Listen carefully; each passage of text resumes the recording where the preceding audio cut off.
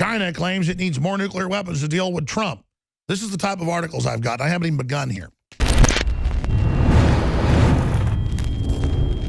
Climate changists, that's their political group, or I guess religion, are throwing fits over Trump's EPA pick. Dan Lyman, Infowars.com.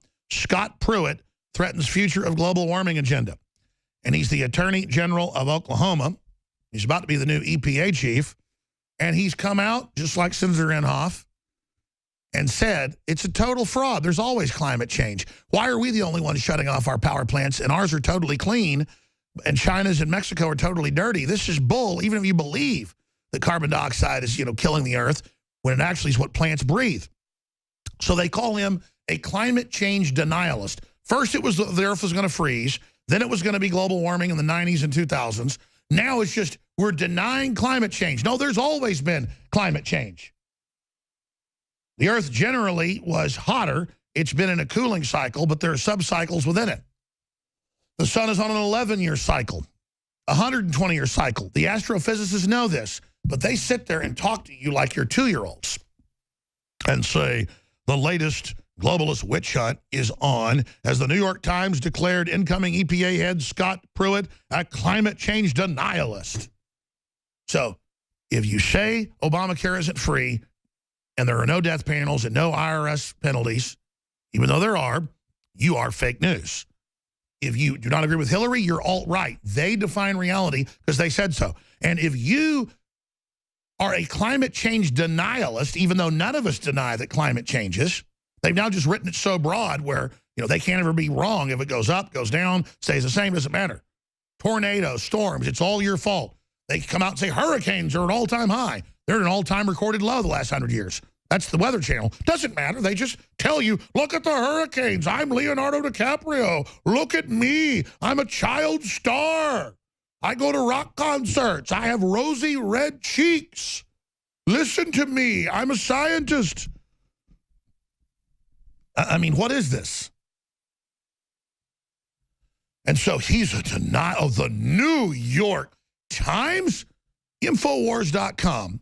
And there are dozens of sites, not just mine, is bigger than the New York Times online.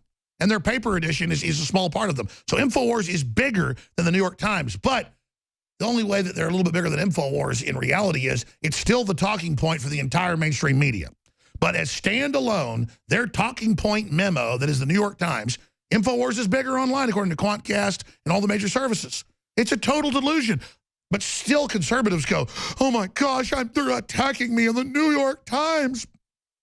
Alex, how you taking it? You're getting attacked on Comedy Central, CNN, HBO, every channel. Every time I turn the TV on, family calls me and says, every time we turn the TV on, it's you. We turn the radio on, it's you. And they're saying things that aren't true. How you taking it? And I said, really good.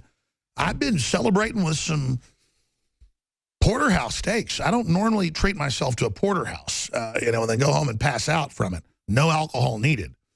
Oh yeah, I'll take a Lyft or a car, not because I'm drinking, but because I'm gonna eat so much red meat, I'm gonna almost pass out, driving. And I've just been having to have porterhouses at once a week now, just in celebration. I don't do the champagne anymore, so I just do the porterhouse. I normally would just have like a bone-in ribeye or something. I've been celebrating with porterhouses lately, and cheese gratin potatoes. And I mean, used to it was a filet mignon, when I celebrated, to try to not gain any weight here. But I'm just sorry, celebrations of this level have to happen.